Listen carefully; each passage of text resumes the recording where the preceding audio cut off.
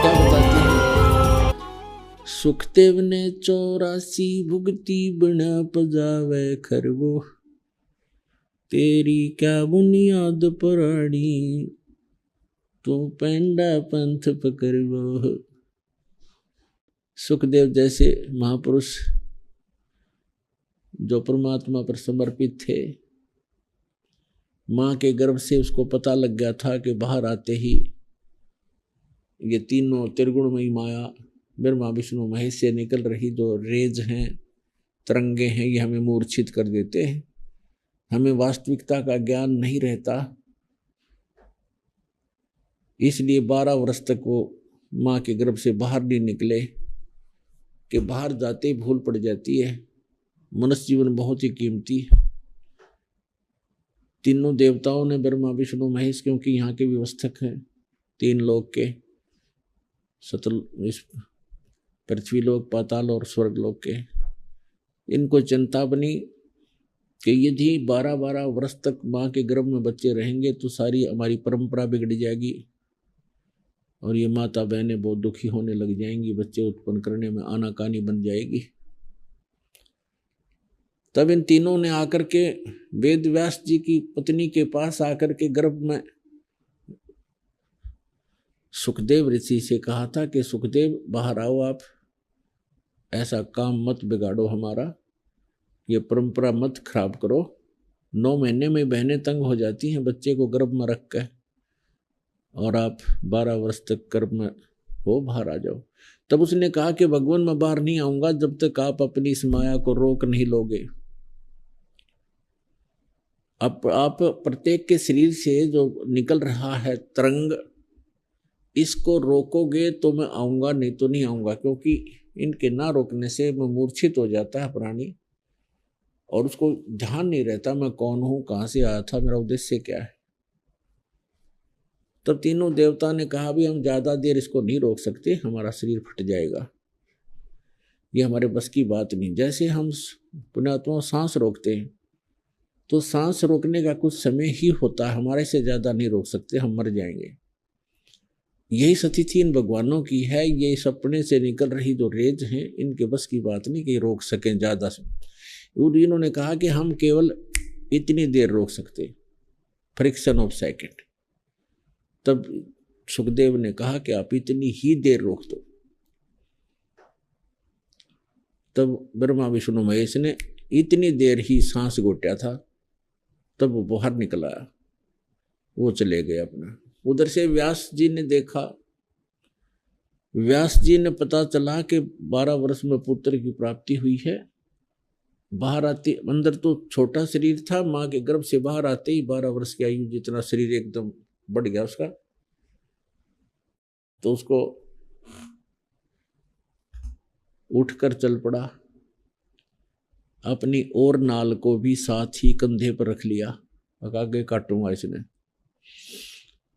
तब सुखदेव के पिता व्यास जी ने कहा कि पुत्र दर्शन तो दिखा दे एक बार, 12 वर्ष तक तेरी बाट देखी, इंतजार करी, पुत्र होगा पुत्र होगा।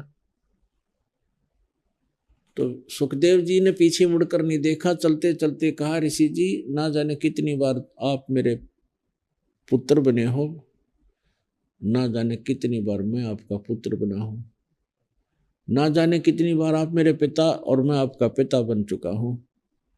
ये बहुत बुरा झंझट है, अब इसको मैं मिटाकर छोड़ूंगा। मैं आपके की तरफ देखूंगा नहीं, कहीं मेरी ममता आप में ना हो जाए। इसलिए आकाश में उड़ गया, क्योंकि पूर्व जन्म की बैटरी चार्ज थी, उसे सिद्धि प्राप्त थी। आगे जाके पृथ्वी पर उतरा, अपनी ओर नाल को काटा और भक्ति करनी शुरू की। अब जब तक तत्वदर्शी संत नहीं मिलेगा वो भक्ति भी व्यर्थ है। तो एक बार सुखदेव ऋषि अपनी आत्म कथा बता रहे हैं कि मैं 84 लाख योनियों के कष्ट भोग रहा था, गधे की योनि प्राप्त थी और अंधा हो गया मैं। अंधा हो जाने से कुम्हार ने त्याग दिया। एक पगडंडी के ऊपर मैं चलता चलता जंगल में बहुत दूर चला गया। आगे एक नाला था, मुझे दिखाई नहीं दे रहा था, मैं नाले में फंस गया। नाला इतना था कि आगे मेरा मुंह टिक गया, पीछे मेरी पीठ हट गई, पुली बन गई। इक्का दुक्का व्यक्ति उस रास्ते से आता जाता था। अब उन्होंने मुझे निकालने की बजाय मेरे ऊपर पैर रख के पार होना शुरू कर दिया, मेरी पुलिया बना ली। एक हफ्ते तक मैं भूखा प्यासा तड़फ कर मरा। तब अन्य ऋषियों को बता रहा था सुखदेव कि ये बहुत बुरा झंझट है यहाँ पर। अपने पिता को व्यास जी से कहा था सुखदेव ने कि एक लेवा एक देवा दूतम और कोई काहू का पिता नहीं पूतम। ऋण संबंध जुड़ा एक ठाठा, अंत में सब 12 बाटा। कि हे ऋषि जी, यहाँ तो एक दूसरे का लेन देन आपस में ऋण उलझा हुआ है। एक लेने आ रहा है, एक देने आ रहा है। आप देखते हैं एक पिता शराब पीता है, पुत्र खूब कुमा कुमा कर लाता है, तो उस पिता ने कभी उस पुत्र ने किसी जन्म में ऐसे ही ऋण इकट्ठा किया हुआ था जो आज पिता उससे वो ग्रहण कर रहा है। और भी बहुत से प्रमाण हैं, जैसे लड़की का विवाह करते हैं, दामाद को हम बहुत धन दे देते हैं, 6 महीने के बाद लड़की की मृत्यु होगी और वो जो वो मांगता था वो ले गया, सारा पूरा हुआ। तो पुण्यात्मा परमात्मा कहते हैं एक लेवा एक देवा दूतम और कोई किसी का पिता नहीं पूतम। ऋण संबंध जुड़ा एक ठाठा। ऋण के संबंध से, एक दूसरे के कर्ज के कारण आप यहाँ पर एक दूसरे से जुड़े हो। जब मृत्यु के उपरांत से 12 बाट हो जाओगे। 12 बाट मीन किसी का कहीं जन्म होगा, किसी का कहीं होगा, कोई किसी योनि में जाएगा, कोई कहीं स्वर्ग में जा रहा होगा। तो ये तुम्हारा ये ऐसा